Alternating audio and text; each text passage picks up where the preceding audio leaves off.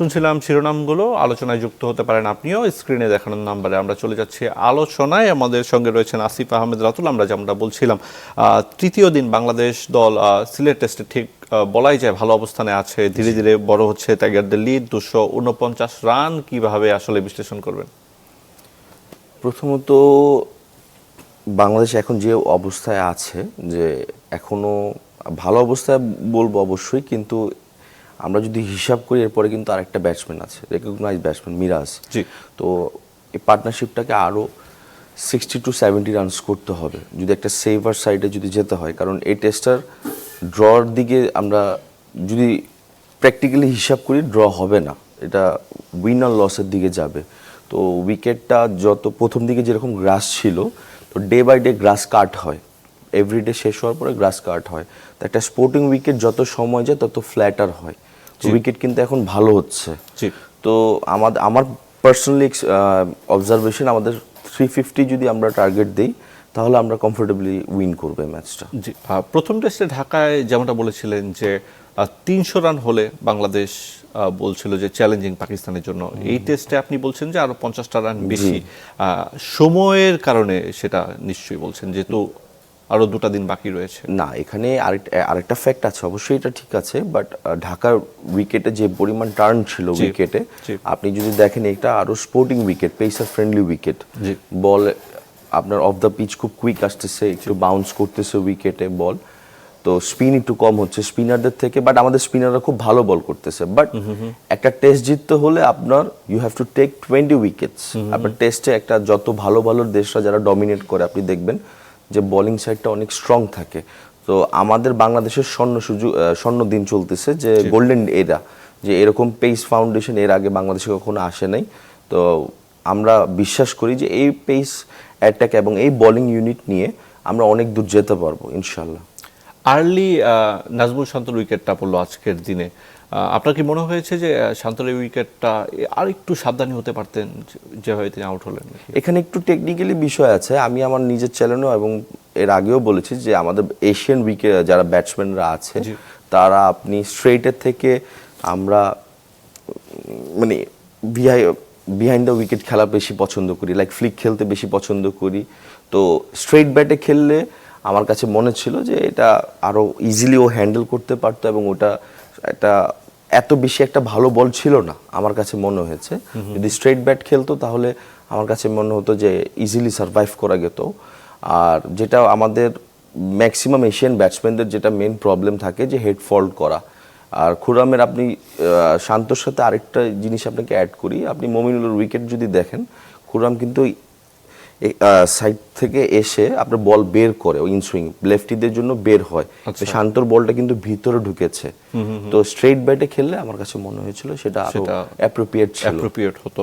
আর লিটন দাসের কথা কি বলবেন? আগের ম্যাচে তিনি সেঞ্চুরি, মানে আগের ইনিংসটাই তিনি সেঞ্চুরি, এবং তারপরে আজকেও 48 এখন পর্যন্ত, তো একদম ভালো একটা শেপে রয়েছেন, এবং তার কাছ থেকে যে ধরনের পারফরমেন্স চাইছে তিনি সেটা করছেন। ও প্লেয়ারটাই এরকম ভাইয়া, যে এরকম ইনিংস খেলবে আমরা সবসময় এটা এক্সপেক্ট করি। আমরা যখন আন্ডার-19 একসাথে খেলেছি, তো আমাদের এক্সপেকটেশন ছিল যে ওর কাছ থেকে ওর যখন ওর ক্যারিয়ারটা শেষ হবে ওর 50টা প্লাস 100 থাকবে। ও এই কোয়ালিটির প্লেয়ার ছিল। আর বাংলাদেশের আমি এখন পর্যন্ত বাংলাদেশের টেস্ট যদি আপনি ইনিংস কাউন্ট করেন হিস্ট্রির মধ্যে, যদি 5টা নক থাকে তাহলে ফার্স্ট ইনিংসের যে সিচুয়েশনটা ছিল, যে সার্কামস্ট্যান্সটা ছিল, সে সার্কামস্ট্যান্সটা হিসাবে ওর 100 টপ 5-এর মধ্যে কাউন্ট হবে। 100 অনেক হয়েছে, বাট প্রেশার সিচুয়েশনে যে ও যে টেইলকে নিয়ে যেভাবে 100 মেরেছে, যেমন রিয়াদ ভাই যেরকম ইংল্যান্ডের সাথে একটা ওয়ানডে ওয়ার্ল্ড কাপে জিতিয়েছিল সুয়াসের সাথে, তো আমার কাছে মনে হয়েছে সেই ইনিংসের মতো প্রায়োরিটি পাবে এই টেস্টে। আমাদের সঙ্গে আমাদের সহকর্মী আশরিক রুদ্র তিনি রয়েছেন সিলেটে, তার সঙ্গে যুক্ত হচ্ছি। ঢাকা টেস্টের জয়টা তিনি মাঠে বসেই দেখেছেন, এখন সিলেটে রয়েছেন। আশরিক রুদ্র, কি অবস্থা, কেমন এই মুহূর্তে আসলে সিলেটের আবহাওয়া, আর আপনি কিরকম উপভোগ করছেন বাংলাদেশের এই টেস্ট?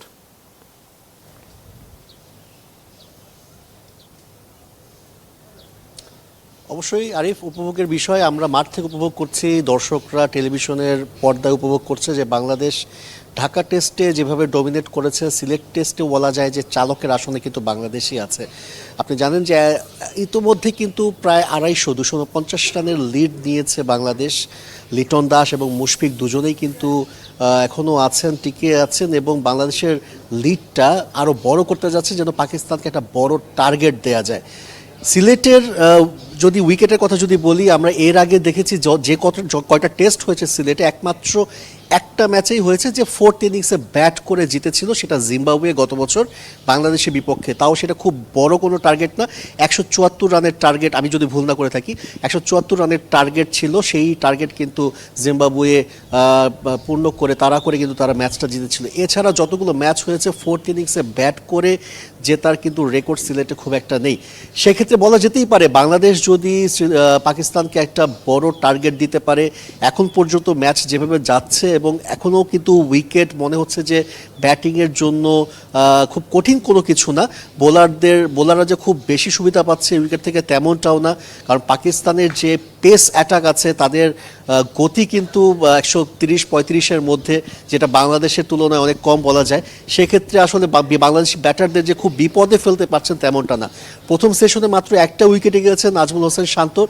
বাকি যে দুজন ব্যাটার আছে বেশ অভিজ্ঞ, মুশফিক এবং লিটন, তারা যদি একটা আরও একটু বড়, তাদের যে জুটিটা করেছে সেটা যদি আরও বড় করতে পারে এবং বাংলাদেশের টার্গেট, বাংলাদেশ যদি পাকিস্তানকে 350+ টার্গেট দেয়, তাহলে বলা যায় যে এই টেস্টটাও কিন্তু বাংলাদেশ জেতার সম্ভাবনা অনেক বেশি থাকবে আরিফ।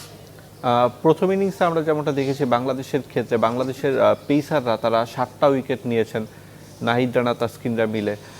এটা কি আপনার যদি পরের ইনিংসে হয়, মানে একদম শেষ ইনিংসে, সেটা সম্ভব হবে তাদের ক্ষেত্রে, নাকি উইকেটের আচরণটা চেঞ্জ হবে, স্পিনারদের পক্ষে যাবে? আপনার কি মনে হচ্ছে ওখান থেকে?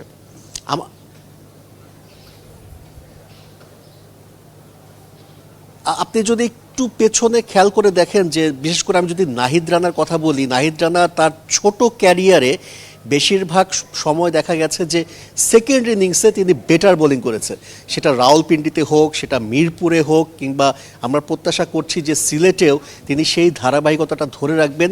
উইকেটে কিন্তু এখনও ঘাস আছে এবং পেসাররা এখান থেকে কিন্তু পেস, বাউন্স এবং মুভমেন্ট, সুইং যেটা আর কি বলে, সবই কিন্তু এখানে এখনো পাওয়া যাচ্ছে।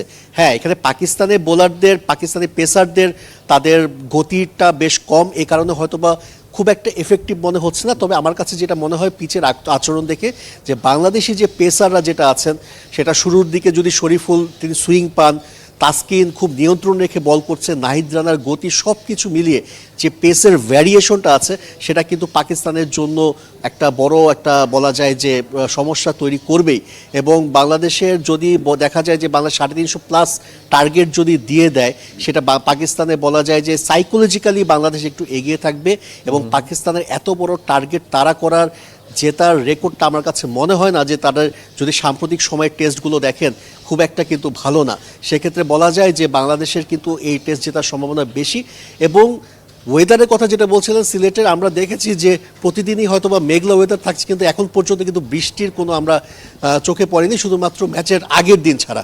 সেক্ষেত্রে বলা যেতে পারে যে আবহাওয়া যদি ঠিকঠাক থাকে, বৃষ্টির যদি কোনো প্রভাব না থাকে, তাহলে এই ম্যাচটা হয়তোবা চতুর্থ দিনেও শেষ হয়ে যেতে পারে, এমন সম্ভাবনাও কিছু আছে আরিফ। জি, অসংখ্য ধন্যবাদ আপনাকে আমাদের সঙ্গে যোগ দেওয়ার জন্য।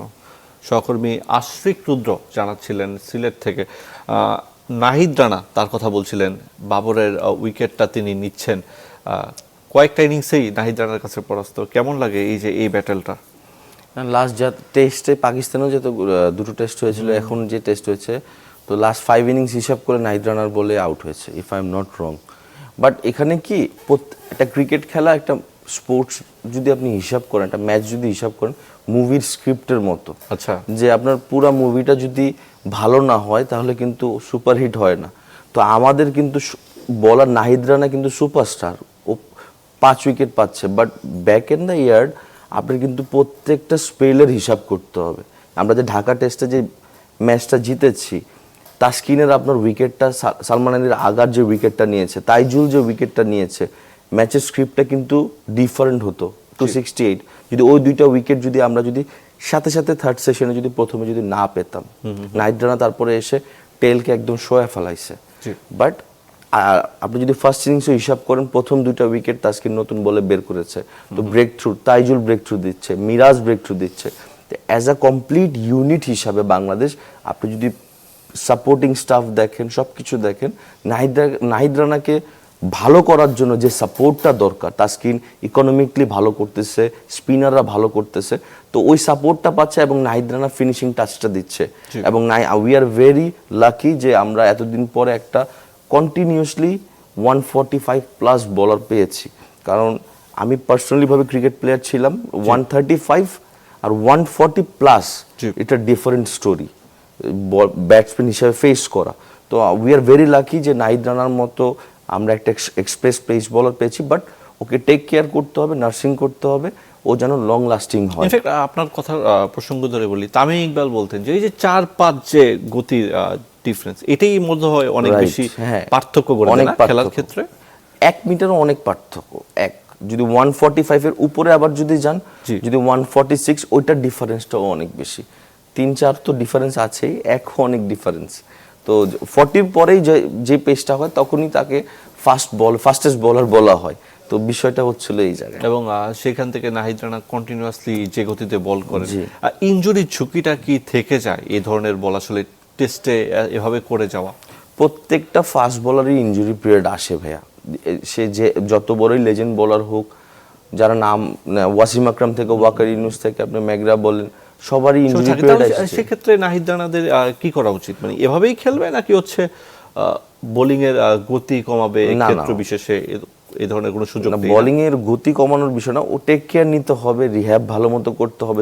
টিমে যারা কোচিং স্টাফ আছে, ডক্টর আছে, তো তাদের সাজেশন মতো নিউট্রিশন ভাবে খাওয়া দাওয়ারও অনেক বড় বিষয় আছে। তো সবকিছু মেনটেন করলে লং লাস্টিং হবে। আরো জনের কথা বলতে হয়, তিনি মুশফিকুর রহিম। যখন তিনি আপনার ওয়ানডে টি20 সেরেছেন, তারপর থেকে যদি বলি তার টেস্টের পারফরমেন্সটা আরও বেশি উজ্জ্বল, যেহেতু তিনি আরও বেশি ফোকাসড। আপনি যেহেতু ক্রিকেটের সঙ্গে ছিলেন, সেক্ষেত্রে কি বলবেন, এইটাই আসলে প্রসেস হওয়া উচিত এই ধরনের সিনিয়র ক্রিকেটারদের ক্ষেত্রে? অবশ্যই আমি মনে করি টেস্টে যত বেশি আপনার এজই হয়, যখন এজটা বেশি হয়, যখন একটা ফরম্যাটে যায়, তখন মেন্টাল কিন্তু স্টেবল থাকে একটা বিষয় নিয়ে। আর মুশফিক ভাই বাংলাদেশের মানে আনডাউটলি বাংলাদেশের সবচেয়ে বেস্ট ব্যাটসম্যান আমার চোখে দেখা মতে। যে এবং উনি যে পরিমাণ হার্ডওয়ার্ক করেছে উনি ক্রিকেটের জন্য, এবং যে পরিমাণ ডেডিকেটেড, তো আনবিলিভেবল। এবং মুশফিক ভাইয়ের যেভাবে ক্যারি করতেছে, আমি বিশ্বাস করি যদি ফিটনেস ঠিক থাকে, মুশফিক ভাই আরও 3-4 বছর খেলা উচিত। জি, আপনি বলছিলেন আপনার চোখের সামনে দেখা কোনো মজার অভিজ্ঞতা কিংবা যে স্মৃতিগুলো রয়েছে আপনার মনে পড়ে মুশফিককে দিয়ে? মুশফিক ভাইকে আমি দেখতাম যে আপনার আমরা যখন একাডেমিতে ছিলাম, বাংলাদেশ এই টিমে ছিলাম, আমার মুশফিক ভাই প্র্যাকটিস শেষ করার পরেও আপনার পাশে উইকেট নিয়ে 4-5টা বলার নিয়ে এভরি ডে, সপ্তাহে 6 দিন উইকেটে আপনার 3 থেকে 4 ঘন্টা ব্যাটিং করতে এক্সট্রা, ন্যাশনাল টিমের প্র্যাকটিস শেষ হওয়ার পরেও, যেটা আমি অন্য কারোর মধ্যে এই জিনিসটা দেখতাম না। হয়তো 1 ঘন্টা 1.5 ঘন্টা, বাট মুশফিক ভাই কন্টিনিউস। এবং ন্যাশনাল টিমের প্র্যাকটিস না থাকলেও উনি নিজের থেকে এসে 3-4 ঘন্টা করে প্র্যাকটিস করে। উনি ওনার ব্যাটিং নিয়ে অনেক ফোকাসড এবং অনেক চিন্তা করে, যেটা আমি মমিনুলের মধ্যেও দেখেছি। মমিনুল এরকম, আর মমিনুলের আমরা একসাথেই খেলেছি। মমিনুল এতটুক ডেভেলপ করেছে ওর হার্ডওয়ার্কের কারণে। এবং মুশফিক ভাইয়ের ক্ষেত্রেও সেম, যে মুশফিক ভাই যখন ন্যাশনাল টিম থেকে বাদ পড়ে, আমরা তখন বিকেএসপিতে ছিলাম, তো অনেক প্র্যাকটিস করতে হবে। তো ওনার কামব্যাকটা যখন আসে তখন কিন্তু অনেক ভালো মতো কামব্যাক করে। উনি কিন্তু প্রথম আসার পরে কিন্তু একটা ব্রেকে আসছিল, উনি বাদ পড়ে, কিন্তু দিমান ভাই তখন আসে, তখন ওনার হার্ডওয়ার্কের মাধ্যমে উনি কিন্তু আবার কামব্যাক করে। তো সেই কামব্যাকের পরে কিন্তু তার কিন্তু আর পিছিয়ে ফেরা দেখা লাগেনি। উইকেট কিপার কিন্তু অনেক আসছে ভাইয়া, লিটন আসছে, সোয়ান আসছে, জাকির আলী আসছে, মুশফিক ভাই কিন্তু মুশফিক ভাইয়ের জায়গায় কিন্তু পারফর্ম করেও যাচ্ছে এবং এখনো আছে, লং লাস্টিং আছে। জি, তানজিদ তামিমের কথা যদি একটু বলি, যে তাকে এই টেস্টে নামানো হলো, প্রথমবারের মতো টেস্ট খেলছেন, ব্যাটে খুব একটা ভালো করতে পারেননি ওপেনার। একটু কি তাড়াহুড়া করলো নাকি হচ্ছে যা কিছু হয়েছে হয়তো প্রথম টেস্ট বলেই পারেননি? আর্লি টু টক ওর ব্যাপারে, কারণ ফার্স্ট আমার, if I am not wrong, or first test মনে হয়। জি, ফার্স্ট টেস্ট। হ্যাঁ, বাট রেড বল ক্রিকেটটা একটু ডিফারেন্ট ভাইয়া হোয়াইট বলের থেকে। আপনার যদি টেকনিক ডিপার্টমেন্টটা, ব্যাটসম্যানের টেকনিক ডিপার্টমেন্টটা যদি আপনার যদি ওয়েল পলিশ না থাকে, তাহলে আপনি রেড বলে আপনি ট্রাভেল হবেনি, ট্রাভেল ফেস করবেনি। আপনি দুইটা ইনিংসে আপনি দেখবেন, এটাকে আমরা ক্রিকেটের ভাষায় যেটা বলি যে ও ওপেন হয়ে গেছে। আপনি প্রথম ইনিংসেও দেখবেন পুল করতে যে বডি ওপেন হয়ে গেছে, টপ এজ হয়েছে। সেকেন্ড ইনিংসও সেম, সুইং অ্যাওয়ে বল, ও কিন্তু চেস্ট পিছের যে শোল্ডার আছে ওপেন হয়ে গেছে। দুইটা ইনিংসে আপনি দেখবেন একটা ফুল শট খেলেছে, একটা হাফ খেলেছে, কিন্তু আউট হওয়ার ধরন কিন্তু সেম ছিল, বডি ওপেন হয়ে গিয়েছে। তো সাইডওয়েজ যদি থাকে তাহলে আরও বেটার, সুইংটা কন্ট্রোল করার জন্য আরও বেটার। তো I wish him the best, যে সামনে আর ওর ফিউচার অনেক বেশি আছে এবং is a quality gem of a player. তো এটা ইমপ্রুভ করলে ও রেড বল আরো ভালো করবেন।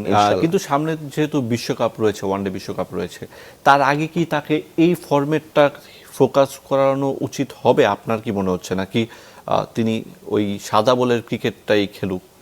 এখন ওয়ার্ল্ড ক্রিকেটে এখন আর সাদা লাল বলে এখন বিষয়টা আর একরকম নাই। আপনি যদি হিসাব করেন, আপনি দেখেন, আপনি ইন্ডিয়ার টিমে দেখেন, আপনি যত বড় বড় টিমে আছে এখন তিনটা ফর্মের, টি-20 বাদ দিলে ওয়ানডে আর টেস্ট টিমটা কিন্তু সিমিলারই থাকে, জাস্ট একটা দুইটা চেঞ্জেস থাকে।